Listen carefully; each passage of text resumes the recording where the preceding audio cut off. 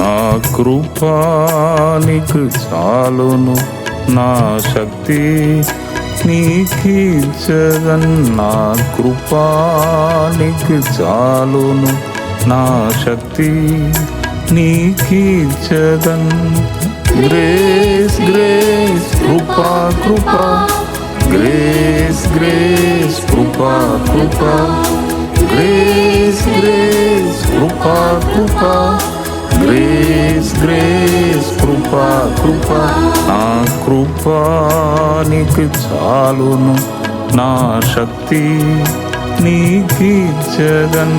నా కృపానికి చాలును, నా శక్తి నీకిచ్చదన్. ఈ దినము మీకు వచ్చుచున్న మాట ఏమిటి అంటే,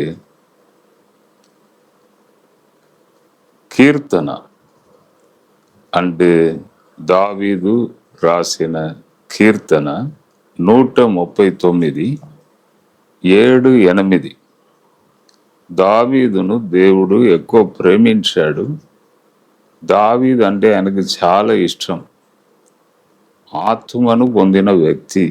ఆయన రాసిన మాటలు ప్రజలకి ఎంతో ఆశీర్వాదకరంగా ఉన్నది. మంచి మంచి మాటలు ఉన్నవి. అవును. సామ్ 139 verses 7 and 8 నేను మీ కొరకు చదువుతున్నాను. నీ ఆత్మ యొద్ద నుండి నేను ఎక్కడికి పోవుదును, నీ సన్నిధి నుండి నేను ఎక్కడికి పారిపోవుదును. 139వ కీర్తన 8వ వచనంలో, నేను ఆకాశమున ఎక్కినను నీవు అక్కడ ఉన్నావు, నేను పాతాళమందు పండుకొనినను నీవు అక్కడ ఉన్నావు. అంటే ఈ వాక్యానికి అర్థం ఏమిటి? ఎంత మంచిగా రాశాడు చూడండి. నీ ఆత్మ దానికి నేను తప్పించుకొని పోలేను.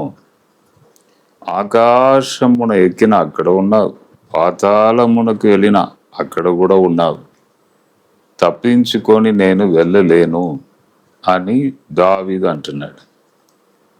అంటే ఈ వాక్యంలో ఒక్కటి మనం తెలుసుకోవాలి. ఏంటిదంటే, దేవునికి అంటే ఆయనకు విరోధముగా చేసి, లేకపోతే ఆయనకు అనుకూలంగా జీవించక ఇష్టానుసారంగా చేసి తప్పించుకోవాలంటే తప్పించుకోలేము.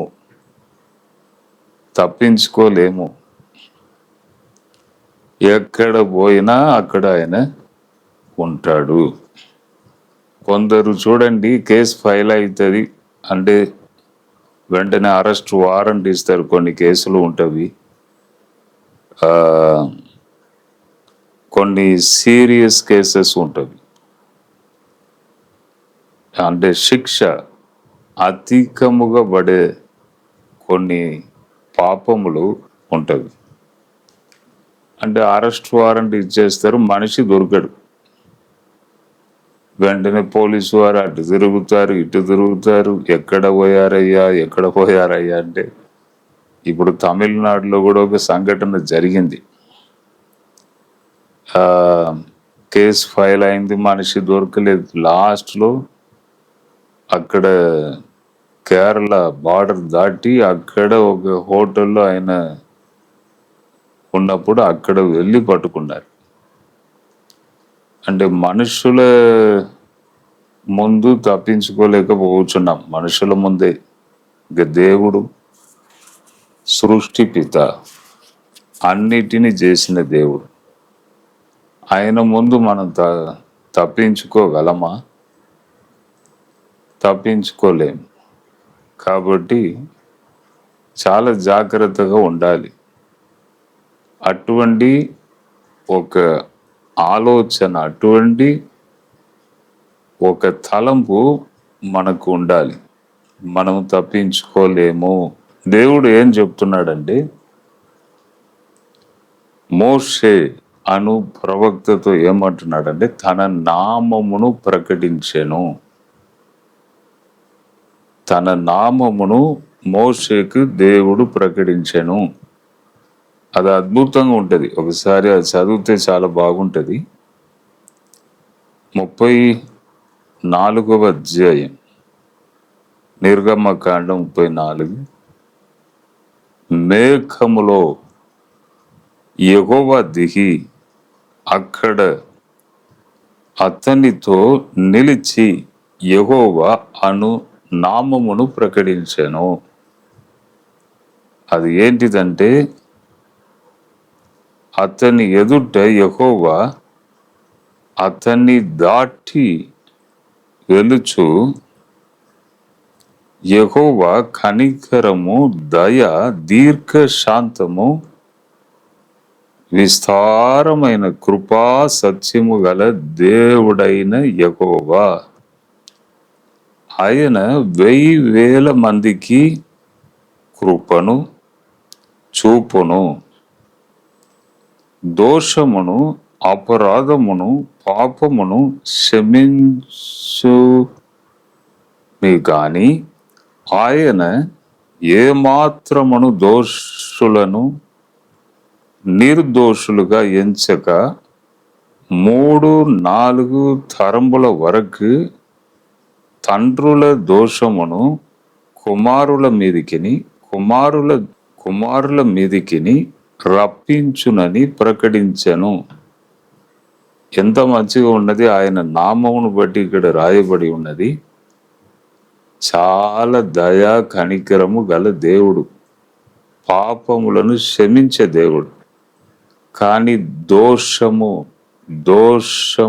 అంటే పాపము చేసిన వారిని నిర్దోషులుగా ఆయన వదిలిపెట్టాడంట. అది మంచిగా ఉన్నది చూడండి. దోషమును, అపరాధమును, పాపమును క్షమించును గాని ఆయన ఏమాత్రమును దోషులను నిర్దోషులుగా ఎంచక 3-4 తరముల వరకు లెక్క అడుగుతాడంట. అంటే మనం ఏదైనా మాట్లాడవచ్చు, ఏదైనా చేయవచ్చు. అంటే దేవుని సన్నిధిలో అది నడవదు. తప్పకుండా దానికి లెక్క చెప్పాలి. లెక్క అనేది తప్పకుండా ఉంటుంది. కాబట్టి దావీదు అంటున్నాడు, ఎక్కడికి తప్పించుకొని పోగలను? నేను ఆకాశం మీద ఎక్కిన అక్కడ ఉంటావు, భూమి మీద పాతాళం పోయినా అక్కడ కూడా ఉంటావు. నేను ఎక్కడ తప్పించుకొని పోవాలి అని దావీదు అంటున్నాడు. కాబట్టి మనము కూడా ఈ లోకంలో చాలా జాగ్రత్తగా ఉండాలి. దైవ భక్తి భయం దేవుడు చూచుచున్నాడు. అంటే నా క్రియ, నేను చేసిన క్రియకు తప్పకుండా ఒక దినము లెక్క అనేది ఉంటుంది. కాబట్టి నేను భయముతో భక్తితో ఈ లోకంలో నేను జీవిస్తాను అని దేవునికి మిమ్మల్ని పూర్తిగా సమర్పించుకొని ఈ లోకంలో ముందుకు వెళితే తప్పకుండా దేవుడు కార్యం చేస్తాడండి. ఈ వాక్యంను ఎప్పుడు కూడా మర్చిపోకండి. ఇది ఒక భయమును మనకు పుట్టిస్తుంది. దేవా, నీకు విరోధంగా చేసి నేను ఎక్కడికి వెళ్ళలేను. అవును, కాబట్టి ధైర్యం తెచ్చుకోండి. ఈ లోకంలో మంచిగా ఉన్నప్పుడు అందరూ వస్తున్నారు. మరణం తర్వాత ఎవరు వస్తారు? ఒంటరిగానే ఒక వ్యక్తి మరణంలో ప్రవేశించాలి. మరణం తర్వాత కూడా ఒంటరిగానే పోవాలి. ఎవరు తోడు రారు. అవును, నేను ఎక్కడికి వెళ్ళినా వెనకకు ఒకరిని తీసుకొని వెళ్తాను. అంటే ఏజ్ పెరుగుతున్నది కదా, ఒకరి దగ్గర ఉండాలయ్యా అని తీసుకొని వెళ్తాను. కానీ ఈ లోకాన్ని విడిచి వెళ్ళినప్పుడు ఒక వ్యక్తి ఒంటరిగానే వెళ్ళాలి. కాబట్టి దేవుడు బాధ్యత తీసుకుంటానని చెప్తున్నాడు. దేవుడు బాధ్యత తీసుకుంటాడండి. మరణం తర్వాత యుగ సమాప్తి వరకు నేను మీతో ఉన్నాను అని ప్రభు అంటున్నాడు. కాబట్టి మనం ముందుకు వెళుదాం, భయము భక్తితో వెళుదాం. ప్రభు మిమ్మల్ని దీవిస్తాడు. ప్రభువా, ఒకసారి ప్రజలను ముట్టండి తండ్రి, కృప దయచేయండి, అడ్డు ఆటంకములను తొలగించండి. ఈ దినము చెప్పబడిన వాక్య ప్రకారము ప్రతి ఫ్యామిలీ కూడా నడిచి గొప్ప బ్లెస్సింగ్ను పొందాలి. అటువంటి కృప దయచేయండి. ఇప్పుడే మీ హస్తమును వారి మీద ఉంచండి, బ్లెస్ చేయండి తండ్రి. హల్లెలూయా, హల్లెలూయా. మేము బ్లెస్సింగ్ ప్రకటిస్తున్నాం. ప్రతి కుటుంబంలో సమాధానం, సంతోషం కలుగును గాక. నడిపించండి తండ్రి. స్తోత్రం, స్తోత్రం, స్తోత్రం. ఘనత మహిమ నీకే నేను చెల్లిస్తున్నాం. యేసు నామంలో అడిగి వేడుకొనుచున్నాను తండ్రి, ఆమేన్.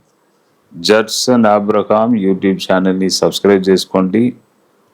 తర్వాత లైక్ చేయండి, షేర్ చేయండి, బంధువులు తెలిసిన వారికి చెప్పండి. ప్రభు మిమ్మల్ని దీవించును గాక.